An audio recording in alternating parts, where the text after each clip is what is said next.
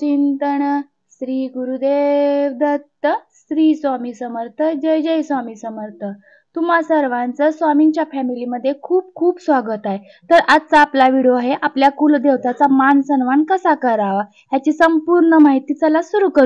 माहीतच नसेल की देवाचा मान सन्मान म्हणजे काय असतो। म्हणजे आपण नारळ देणे नारळ फोडणे म्हणजे मान सन्मान नव्हे। तर बघा प्रत्येक अमावस्येला केलेला खूपच लाभदायक असतो, पण त्यातून पण मी तुम्हाला सांगते, जर तुम्हाला प्रत्येक अमावस्येला जमत नसेल तर तुम्ही 6 महिन्यातून एका अमावस्येला निश्चितच आपल्या कुलदेवताचा मान सन्मान करायचा।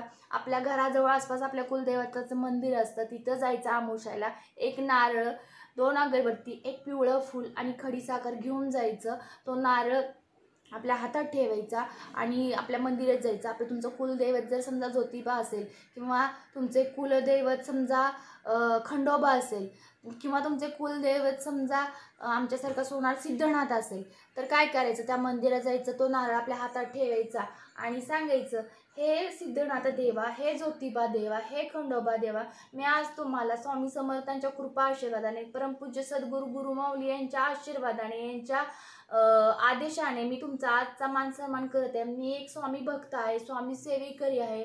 तर मला या मार्गात आल्यापासून तुमचा मान सन्मान कसा करायचा याची माहिती मिळालेली आहे। तर मी इथून पुढे तुमचा पदोपदी मान सन्मान करीन, परंतु तुम्ही माझ्या घरातील कुटुंबातील प्रत्येक व्यक्तीचे आरोग्य, प्रत्येक व्यक्तीचे शरीर, प्रत्येक व्यक्ती चे वागण्याची पद्धत किंवा माझ्या गावकऱ्यांच्या सुद्धा लोकांचे आरोग्य, माझ्या गावातील सर्व लोकांचा उद्धार, माझ्या गावातील लोकांचा एखादा अडकलेला असेल कुठल्या गोष्टी, तर त्या व्यक्तीला बाहेर काढण्याचा मार्ग तू दाखव हे माऊली। माझ्या गावातली लोक शेतकरी आहेत, त्यांच्या शेतातून धान्य पिकू दे, निसर्ग राजाला तू साथ दे, अशा स्वरूपात तुम्ही जर म्हणून त्या जर आपल्या कुलदैवताच्या पुढे जर असा नारळ म्हणजे असं ठेवताना त्याच्या पायथ्याशी, तेव्हा काय म्हणायचं, अनंतकोटी ब्रह्मांड नायक राजाधिराज योगीराज परब्रह्म सद्गुरु श्री स्वामी समर्थ महाराज की जय, त्र्यंबकेश्वर महाराज की जय, गंगा गोदावरी माता की जय, ओम गुरुदेव दत्त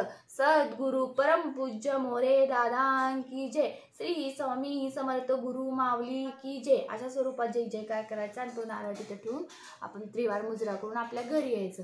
तर याने काय होतं तुम्हाला सांगते, तुम्ही किती गोष्टी मागितल्या बाबा, तुम्ही स्वतःसाठी मागितल्या, तुम्ही घरच्यांसाठी मागितल्या, तुम्ही शेतकऱ्यांसाठी मागितल्या, तुम्ही गावातल्या लोकांसाठी मागितल्या, बरेच काही गोष्टी अडकल्या असेल त्यासाठी मागितल्या। म्हणजे तुम्ही मान सन्मान करताना स्वतःचा फायदा न बघता बऱ्याच लोकांचा जर तुमच्या तोंडातून हा उल्लेख केला असेल तर त्या देवाला किती आवडला असेल सांगा बरं। तुमची सेवा निश्चितच त्यांना, तुमचा मान तो निश्चितच राखला गेला असणार। तुमच्या त्या शब्दाला निश्चितच या कलियुगात आपले आराध्य दैवत आपले स्वामी माऊलींच्या स्मरून ब्रह्मांड नायकाच्या आदेशानुसार जर आपल्या पाठीशी राहत असले तर निश्चितच तुम्ही छोटासा प्रयत्न करून बघा। तर ते एकच नारळ लागतो, 2 फुलं लागतात आणि एक फुल लागतं, 2 अगरबत्ती लागतात आणि 5-10 रुपयाची खडीसाखर लागते। हे घेऊन मान सन्मान केला, जेवढ्या गोष्टी तुम्हाला म्हणता येईल तेवढ्या म्हटला।